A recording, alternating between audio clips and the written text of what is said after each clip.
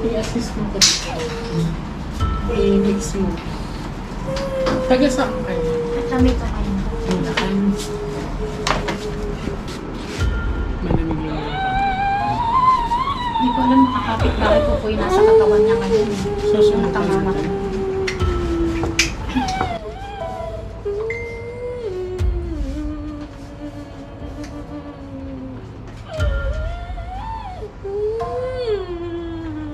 Kuha ka ng isang card ate.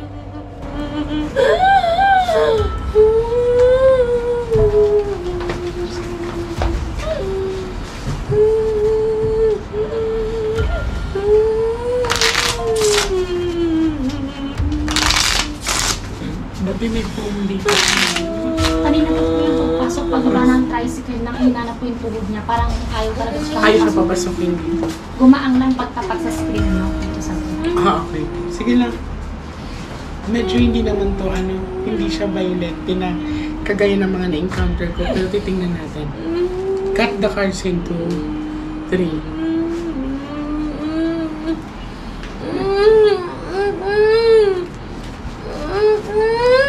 Nena, kaya mo yun. Hayaan mo lang siya, Tin. Hayaan mo lang siya. Tignan ko muna sa cards. Kuha ka ng 7 cards of total. Dito lang ako, Nena. Pang ilan siya sa magkapatid, Tin? 7 po, no? 5, 6, 7. Andito lang ako, Nena. Pang ano po siya, pang 5 po. Andito lang ako, Nena. Kaya mo yan. Ano na natin? Ikaw to, ha? Oh, okay.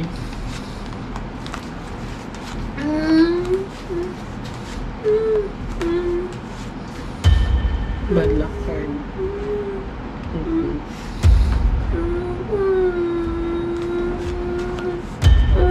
Bago to mangyari, wala ba siyang mga nakikitang mga bagay-bagay or series of dreams? Actually, Kasi parang nag-activate yung third eye niya. bigla po yan. Nung March po, napapansin po namin na ayaw niyang umuwi sa bahay namin sa May Kawayan kasi taga-Baliwag siya. Hanggang siya nag-swimming po kami, dumaan kami sa kanila, sabi ni nanay. Kasi may na-encounter po yan, nagkatrabaho po siya. Yung pintuan nila, biglang sumara po. Tapos yung electric fan kumalaw. This is good and bad kasi ate. So, nag-activate yung third eye niya. Yan. So, nakakasagap na siya ng mga spirits na hindi matahimik. Yun nga po, naging And condo then, unit po yung ang daming pumasok sa kanya nung time na pinagamot po siya sa iba. Siguro nasa 30 plus. titignan na, I won't believe na 30 plus kasi hindi kakayanin ng katawan niya yan. Nag-a-adapt lang siya tapos hindi pa niya na ma-manage how to control it. So, sa ngayon, nag-aagaw ang positive at negative. Kasi kung hindi niya to makontrol ate, pangit to eh. Pag mag-open kasi ang third eye mo, it's either mapupunta ka sa bad or good. So, dito sa kanya, nakaka-experience siya na nakaka-pick up na siya. Yan. So, napapangunahan siya ng takot. Hindi ito yung tinatawag na elemental na this is about self-control niya. Kaya kailangan malabanan niya to. Hindi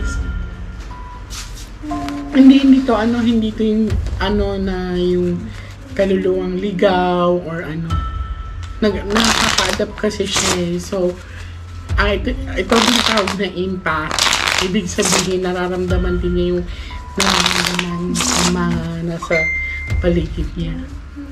So, kailangan may... Catholic ba kayo? Opo. Kailangan may rosary siya. Sa ngayon, sunod-sunod ang mangyayari dito sa kanya. Pero titignan natin ang baraha. Hindi siya yung tipong ate na yung pari kayong saktan. No. Talagang nagcha-channel lang siya. Kasi dumating sa point na may kaaway siya, parang kinukulam siya. Titignan natin. Kasi dito, sa baraha, meron siyang channeling, nag-o-open yung third eye niya. Kuha ka atin ng ng 9 cards of total. Pagka ganito, kailangan i-relax nyo lang siya. Huwag kayong magpanik. Tapos, laging yung tatandaan yung ulo, huwag mabago. Kasi kanina buti na lang kamo may phone dito. Hindi siya yung tipong mga na-encounter ko na talagang nagcha-channel lang siya. Ilang taon na si ate? 25 yata. Hindi po ako sure. 25, 26. Baka kasi naka-witness tong may na-aksidente, kaya nag-ano siya, yung parang nag-activate yung third eye March lang niya. po yan start eh. Then, nung pag-uwi pa niya sa may kawayan, may namatay kaming kapitbahay. Yun ay sumapit po sa kanya. Nakita niya yung asawa. Sumapit sa kanya. Okay. Nagcha-channel nga siya. Ganito lang, kailangan magpahingahin nyo lang siya. Hindi siya yung elemental, hindi siya yung dark spirit na nagbubukas yung third eye niya.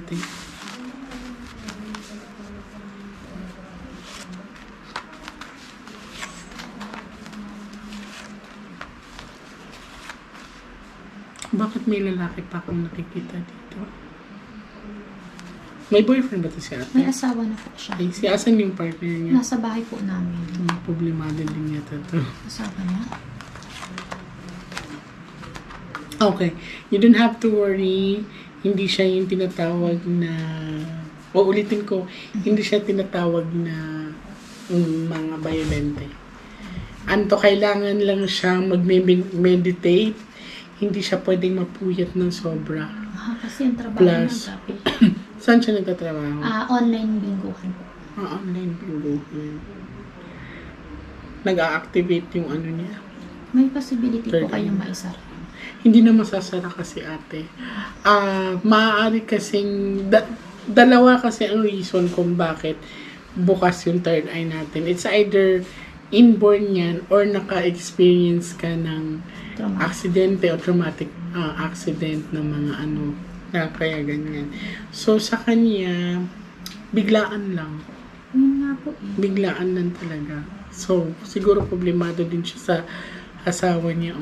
Hindi ko alam kung okay sila, pero meron siyang overthinking. Pero dito, ikalma niyo yung sarili niyo. It's not elemental, it's not bad spirit. It's just that, nagcha-channel siya. Hindi kaya pa naipasa po sa kanya ng nanay ko. Kasi nanay ko po kasi dati po siyang nagagamot, sasapitan. Posible kasi yan, ate. Ang mga ganyang, kasi, mga incident, namamana kasi yan. Kasi sa akin, namana ko din eh. So, sa kanya, tingin mo, kalmado lang siya. Hindi, kasi the more na magpakita kayong, magpapanik kayo, mas lalo kasi mag-i-invite siya na mag-i-invite. Okay, mag-i-invite lang siya, mag-i-invite hanggang sa paiba-iba na yan. So, yan. Kasi, ang mga ganito, territorial. Like, for example, maka-experience siya ng kaluluwang ligaw talaga, territorial yan. So, maaaring mawala siya sa sarili niya. Yung sa kanya, kalma lang.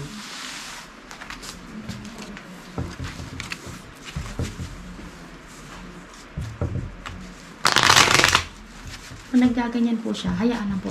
Kailangan lang i-relax niyo siya, ate. Tapos, naubos na kasi rosary ko. May rosary kayo sa bahay niyo. Kailangan tignan mo nga dyan. Kasi yan na po yung binili ko sa kanya. Kung may rosary pa ba ako. Nabigay ko na lahat ng rosary ko. Isa na lang natira sa akin.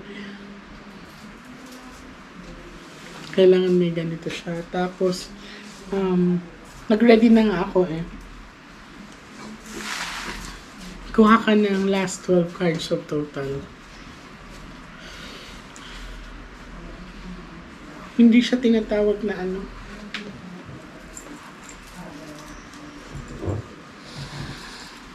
Okay ka lang, be? Okay. Relax ka lang dyan, ha?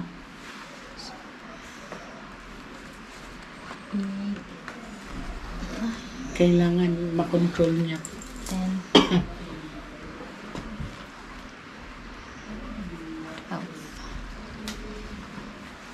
Wala ka ng rosary doon. Okay lang kahit maliit. Ibibigay ko sa kanila.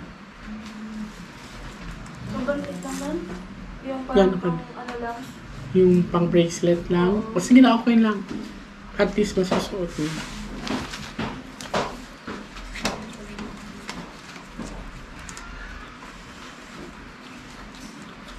Yung mga rosary ko kasing na-bless na ate, naubos ko na yung pamimigay. Tingnan mo nga dun sa box, Day. Na brown. Flower.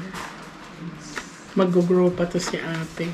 Parang mag-grow po. Ibig sabihin, lalawak pa yung... Ibig sabihin, magkakaroon na siya ng kakayahan. Yan. So, naririnig na rin po niya yung kapitbahay namin namatay. Nagpasalamat po sa kanya kahapon. Nagcha-channel na kasi siya. So, ibig sabihin, madami na siyang ma-encounter niyan. Wala pong possibility. May anak ba tong lalaki si ate? Nakunan po. Tingnan natin kasi may baby na pinakita dito eh. Pero sa kanya, mag-grow na kasi siya. Kaya lang kailangan lang makontrol. Paano siya makontrol? Pagka ganyan be, kailangan i-relax niyo siya palagi. So usually, mag-isa to sa bahay niya.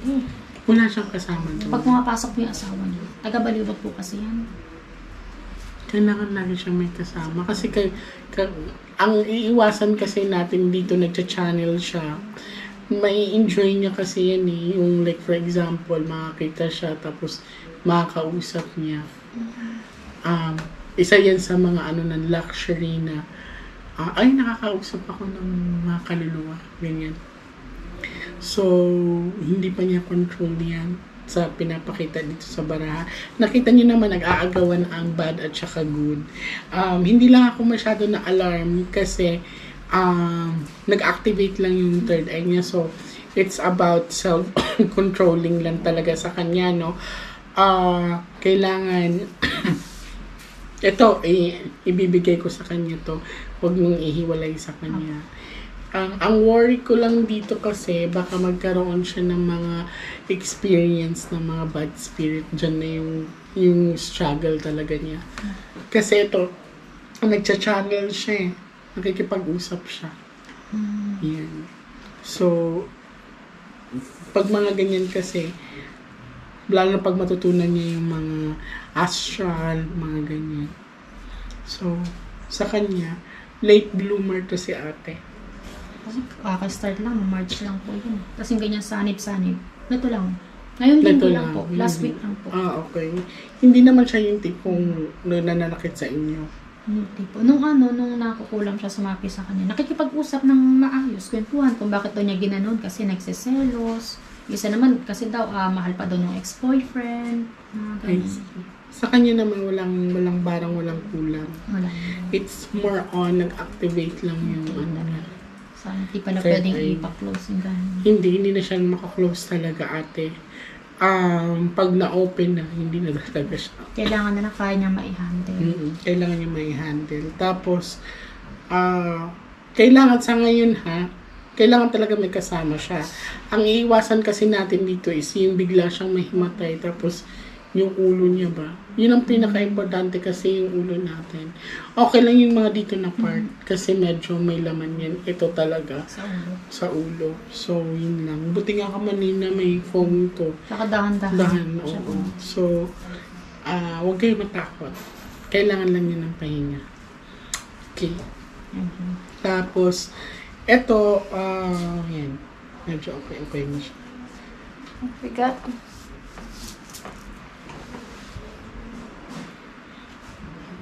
Nagcha-channel kasi siya. Ibig sabihin, nagpipick up siya ng mga may mga pasok-pasok. pagay.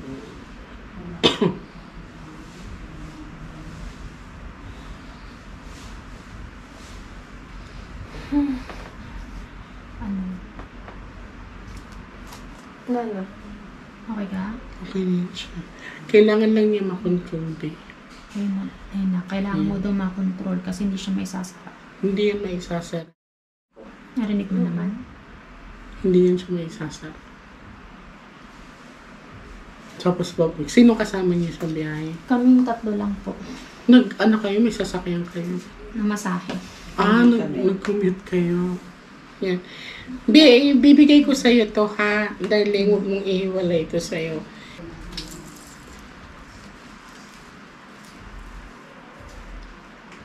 Nag-okay ka lang. Kanina parang ang bigat. Ngayon magaang ulit. Galing itago mo to, ha? Huwag mo itong ihiwalay sa'yo. Tapos, pag may maano ka, huwag ka matakot. Okay? Kailangan relax ka lang, katawan mo yan. Ang mga ganyan kasi is territorial. Kung aalaw mo kasi silang pumapasok sa'yo, ibig sabihin yun, binibigyan mo sila ng authority to control your body. Lagi mong iisipin, katawan mo yan. Okay? Yan. Mag-ingat ka.